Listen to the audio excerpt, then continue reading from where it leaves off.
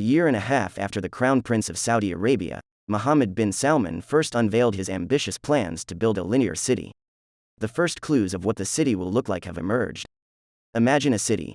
No cars and vehicles, just sidewalks. Your workplace is just upstairs from your house, a shopping mall downstairs, your gym across from your house. All the places you need in life are just a 5-minute walk away.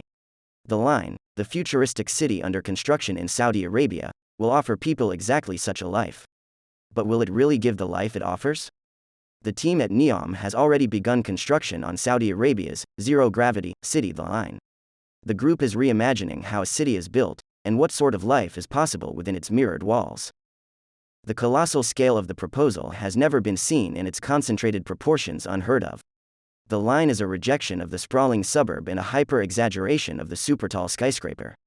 The proposal dramatically rethinks the built environment's relationship with the natural environment, claiming the car-free place will be powered by 100% renewable energy and will operate at net zero.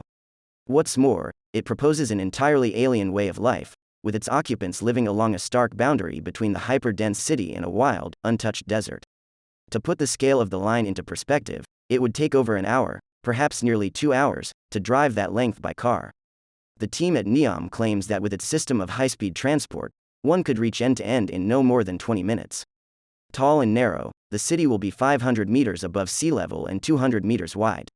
1,640 feet high and 650 feet wide. That's taller still than the 102-story Empire State Building in its spire. In an interview with Tariq Kadumi, the executive director at NEOM, some critical questions have been asked. How will programming be distributed vertically throughout the Line? Will housing be spread across all levels? What do you expect would be the differences between the environments of the lowest levels and those toward the top? Tariq Kadumi's answer is, zero-gravity urbanism is an expression we use to describe the reduced dependence on the natural ground plane by creating multiple vertically organized ground planes at height. By doing so, we would be essentially building a new topography around which urban life is generated.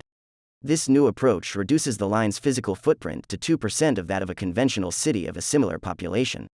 London currently sits at about 1,600 kilometers (2) compared to 34 kilometers (2) of the Line for the same population of approximately 9 million.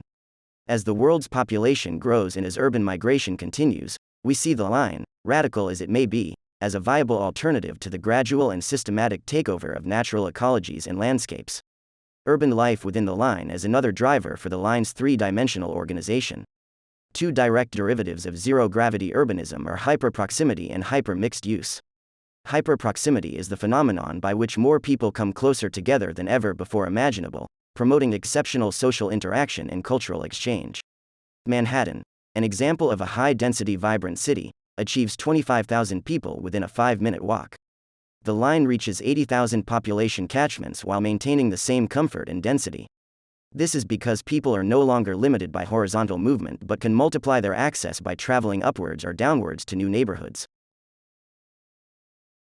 The Saudis may think that this is a wholly original project, but in terms of form at least, its architectural imagery is rather shop-worn. Indeed, back in 1965, American architects Michael Graves and Peter Eisenman designed the linear city. Their vision included the creation of a continuous linear, urban block along the East Coast, from Boston to Washington, and focused particularly on a 35-kilometer, 22-mile stretch in New Jersey. Their plans called for a mega-structure composed of two mammoth, strip-like edifices, one for industry and the other for housing, offices and shops. The new Saudi project also calls to mind the design for the floating pool from the 1970s, which appeared in architect Rem Koolhaas's book, Delirious New York, resembling an elongated, endless and pointless Manhattan block. Perhaps the most significant inspiration for the new project came from the Italian Superstudio collective, which at a 1972 exhibition at the Museum of Modern Art displayed a series of images of massive structures superimposed on famous natural sites and also on New York City itself, as a protest against contemporary architectural trends. The images of structures that Superstudio created had sealed and smooth facades that resemble the mirrors of the Line as envisioned by the Saudis.